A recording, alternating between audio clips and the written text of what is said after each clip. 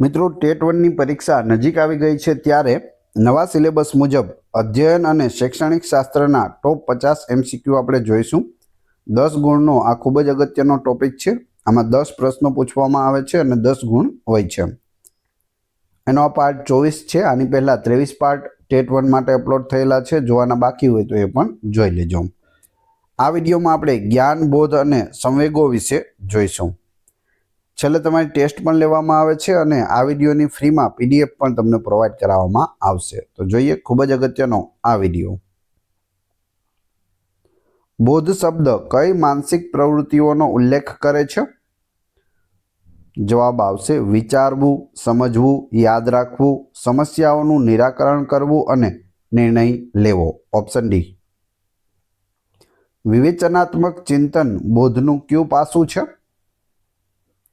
જવાબ છે તર્કનું મૂલ્યાંકન કરવું, માહિતીનું વિશ્લેષણ કરવું અને તાર્કિક નિર્ણય લેવો। યાદશક્તિના 3 મુખ્ય તબક્કા કયા છે? સંકેતીકરણ, સંગ્રહ અને પુનઃપ્રાપ્તિ। સમસ્યા નિરાકરણ કૌશલ્યમાં કયા પ્રકારના ચિંતનનો સમાવેશ થાય છે? તાર્કિક, વિશ્લેષણાત્મક અને સર્જનાત્મક ચિંતનનો સમાવેશ થાય છે।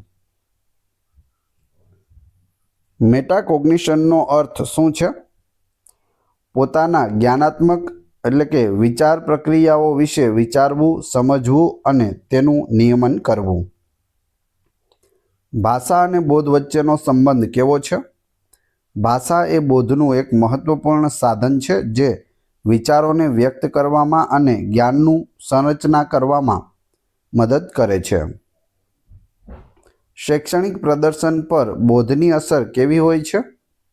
શૈક્ષણિક પ્રદર્શન સીધો બાળકના મજબૂત બોધાત્મક કૌશલ્યો એટલે કે યાદશક્તિ અને તર્ક સાથે સંબંધિત છે।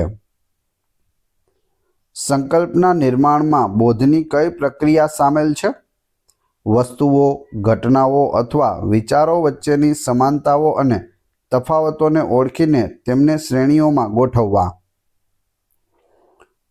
બોધના વિકાસમાં પૂર્વ અનુભવોની શું ભૂમિકા છે? પૂર્વ અનુભવો બાળકના નવા જ્ઞાનનું અર્થઘટન કરવા અને નવા બોધાત્મક માળખા બનાવવાનો આધાર છે। નિર્ણય લેવાની પ્રક્રિયામાં કઈ બોધાત્મક પ્રવૃત્તિ મહત્વપૂર્ણ છે? વિકલ્પોનું મૂલ્યાંકન કરવું, જોખમોનું વિશ્લેષણ કરવું અને તાર્કિક પસંદગી કરવી। સંવેગો એટલે શું? ચોક્કસ પરિસ્થિતિના પ્રતિભાવમાં ઉદ્ભવતી મજબૂત અનુભૂતિઓ જે શારીરિક અને માનસિક ફેરફારો સાથે સંકળાયેલી હોય છે તેને સંવેગ કહે છે। સંવેગાત્મક બુદ્ધિ એટલે કે EQનો અર્થ શું છે? EQ સંવેગાત્મક બુદ્ધિ। જવાબ આવશે પોતાના અને અન્યોના સંવેગોને સમજવા, તેનું સંચાલન કરવા અને સામાજિક સંબંધોમાં તેનો અસરકારક રીતે ઉપયોગ કરવાની ક્ષમતાને EQ એટલે કે સંવેગાત્મક બુદ્ધિ કહે છે। કયું સકારાત્મક સંવેગ અધ્યયનને પ્રોત્સાહિત કરે છે? તો તે છે આનંદ અને જિજ્ઞાસા। સંવેગાત્મક નિયમન એટલે શું? સંવેગોને યોગ્ય રીતે અનુભવવા અને વ્યક્ત કરવા તેમજ તેમના વર્તન પરના પ્રભાવને નિયંત્રિત કરવો। સહાનુભૂતિ એ કયા પ્રકારનો સંવેગ છે? સામાજિક સંવેગ જે અન્યોની લાગણીઓ અને દ્રષ્ટિકોણને સમજવા સાથે સંબંધિત છે। જો બાળક અધ્યયન માટેનો ડર અનુભવે તો શિક્ષકે શું કરવું જોઈએ? તેને સહાય પૂરી પાડવી, પ્રોત્સાહિત કરવો અને વર્ગખંડનું ભયમુક્ત વાતાવરણ બનાવવું। સંવેગોનું પ્રાથમિક કાર્ય શું છે? વ્યક્તિને પરિસ્થિતિઓનો સામનો કરવા અથવા ટાળવા માટે તૈયાર કરવી, ક્રિયા માટે પ્રેરિત કરવી। સંવેગોનું લેબલિંગ એટલે શું? લાગણીઓને ચોક્કસ શબ્દો આપીને તેમને ઓળખવા અને સમજવા જે સંવેગાત્મક બુદ્ધિનો ભાગ છે। સામાજિક સંવેગાત્મક અધ્યયનનું મુખ્ય લક્ષ્ય શું છે? બાળકોને તેમના સંવેગો, સંબંધો અને જવાબદાર નિર્ણય લેવાના કૌશલ્યો વિકસાવવામાં મદદ કરવી। નકારાત્મક સંવેગો અધ્યયનને કેવી રીતે અસર કરી શકે? તે બોધના સંસાધનોને વિચલિત કરીને યાદશક્તિ, એકાગ્રતા અને સમસ્યા નિરાકરણને અવરોધી શકે છે. બોધ અને સંવેગો વચ્ચેનો સંબંધ કેવો છે? તેઓ પરસ્પર ક્રિયાપ્રતિક્રિયા કરે છે. સંવેગો બોધને પ્રભાવિત કરે છે અને બોધ સંવેગોને આકાર આપે છે. ઊંચી સંવેગાત્મક ઉત્તેજના બોધ પર કેવી અસર કરે છે?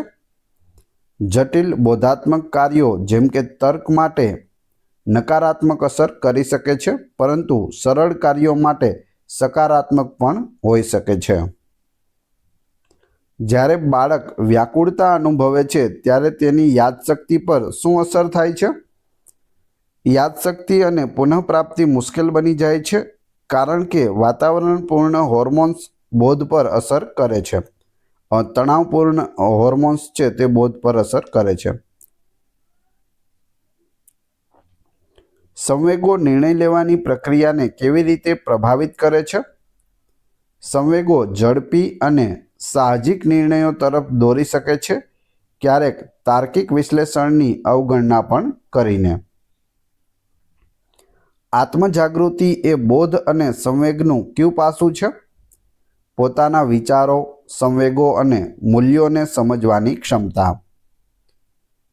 સકારાત્મક સંવેગો જેમ કે રસ અને આનંદ અધ્યયનની કેવી રીતે ટેકો આપે છે? અધ્યયનને ટેકો કઈ રીતે આપે છે? તે ધ્યાન વધારે છે, જિજ્ઞાસાને પ્રોત્સાહિત કરે છે અને વધુ સર્જનાત્મક બોધ તરફ દોરી જાય છે. સંવેગાત્મક રીતે મજબૂત અનુભવમાં યાદશક્તિ પર શું અસર થાય છે? આવી ઘટનાઓ વધુ સારી રીતે સંકેતીકૃત અને યાદ રહે છે, જેને ફ્લેશબલ્બ મેમરી કહેવામાં આવે છે. બોધાત્મક પુનઃસંરચના એટલે શું? જવાબ આવશે ઓપ્શન બી. સંવેગાત્મક પ્રતિક્રિયાઓને નિયંત્રિત કરવા માટે નકારાત્મક વિચારોને વધુ સકારાત્મક અને વાસ્તવિક વિચારોમાં બદલવાની પ્રક્રિયા. કઈ બોધાત્મક વિકૃતિ સંવેગોને નકારાત્મક રીતે પ્રભાવિત કરે છે? જવાબ આવશે કાળા અને સફેદ ચિંતન અથવા અતિશય સામાન્યીકરણ. Option B. અધ્યયન પ્રક્રિયામાં સંવેગાત્મક સંતોષની ભૂમિકા શું છે? જવાબ આવશે તે આંતરિક પ્રેરણાને વધારે છે અને શીખવાની પ્રવૃત્તિને મજબૂત બનાવે છે. શિક્ષકે વર્ગખંડમાં સંવેગાત્મક અને બોધાત્મક વિકાસને કેવી રીતે સંકલિત કરવો? આનો જવાબ જોઈએ તે પહેલાં વિડીયો પસંદ આવી રહ્યો હોય તો લાઇક અવશ્ય કરી દેજો. ચેનલ ઉપર નવા હોય તો ચેનલને સબસ્ક્રાઇબ કરી બેલ આઇકોનને પ્રેસ કરવાનું ના ભૂલશો, જેથી રોજે રોજ આપને નવા વિડીયો મળતા રહે. દરરોજ આ ચેનલ ઉપર 2 વિડીયો અપલોડ છે તે થાય છે. આનો જવાબ આવશે સહકારી અધ્યયન, ભૂમિકા ભજવવી અને સમસ્યા નિરાકરણની પ્રવૃત્તિઓ દ્વારા.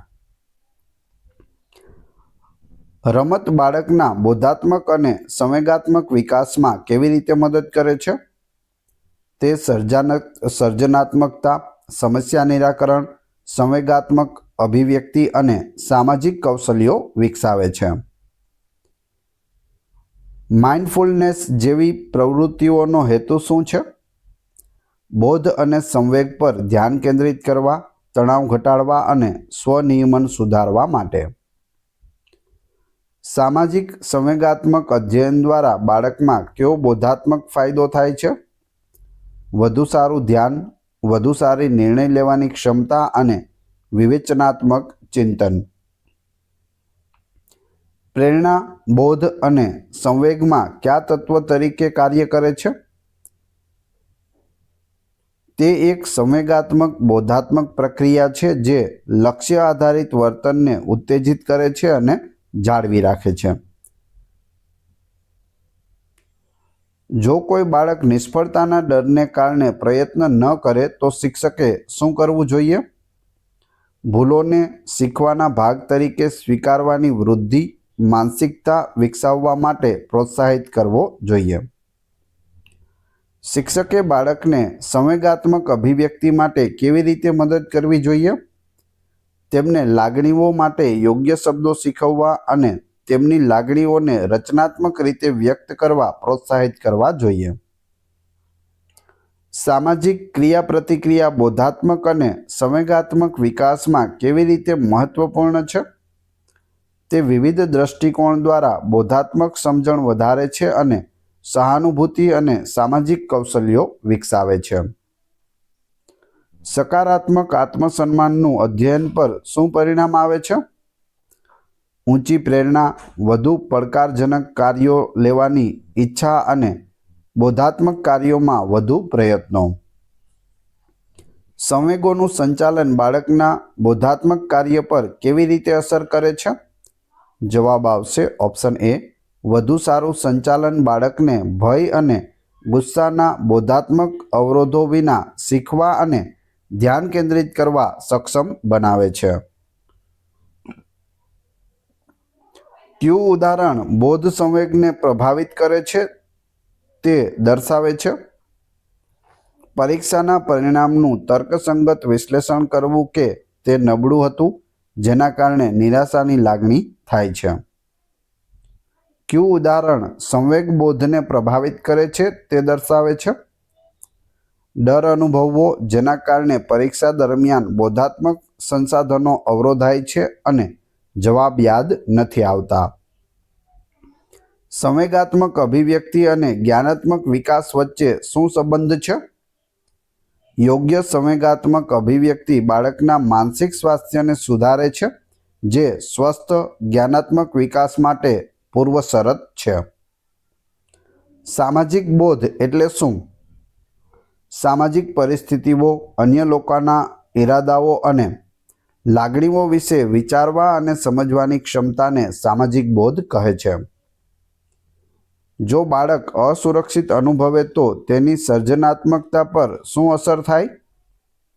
સર્જનાત્મકતા અવરોધાય, કારણ કે બાળક જોખમ લેવા અને સ્વતંત્ર વિચાર કરવા માટે સુરક્ષિત અનુભવતો નથી. આત્મનિયમનમાં બોધાત્મક અને સંવેગાત્મક નિયમન કેવી રીતે સંકળાયેલા છે? બોધાત્મક નિયમન વિચાર પર નિયંત્રણ અને સંવેગાત્મક નિયમન એટલે કે લાગણી પર નિયંત્રણ આત્મનિયમન માટે આવશ્યક છે. કયું સંવેગાત્મક કૌશલ્ય સમસ્યા નિરાકરણને ટેકો આપે છે? ધીરજ, નિરાશા સહન કરવાની ક્ષમતા અને આશાવાદ. બોધ સંવેગોના કયા પાસા માટે જવાબદાર છે? પરિસ્થિતિનું મૂલ્યાંકન કરવું અને સંવેગ કેમ થયો તે સમજવું. સંવેગાત્મક વિકાસમાં શિક્ષકની ભૂમિકા શું છે?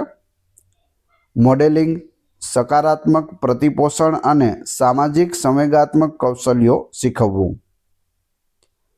બોધ અને સંવેગ બાળકના કયા વિકાસને સંકલિત રીતે પ્રભાવિત કરે છે? જવાબ આવશે સમગ્ર વ્યક્તિત્વ વિકાસ, સામાજિક ક્ષમતા અને જીવનમાં સફળતા. હવે તમારી ટેસ્ટ, જે આપણે વિડીયો જોયો તેમાંથી તમને અહીં પ્રશ્નો પૂછવામાં આવે છે, જેના જવાબ તમારે ક્રમશઃ કમેન્ટ બોક્સમાં આપવાના છે. ટેસ્ટ તમારે એ રીતે આપવાની છે કે પરીક્ષામાં તમે બેઠા છો અને આવો પ્રશ્ન પૂછાય તો તમને આવડે છે કે નહીં. એ પછી આપણે પીડીએફ વિશે પણ વાત કરીશું. પ્રશ્ન નંબર 1, આત્મજાગૃતિ એ બોધ અને સંવેગનું કયું પાસું છે? 4 ઓપ્શન આપેલા છે.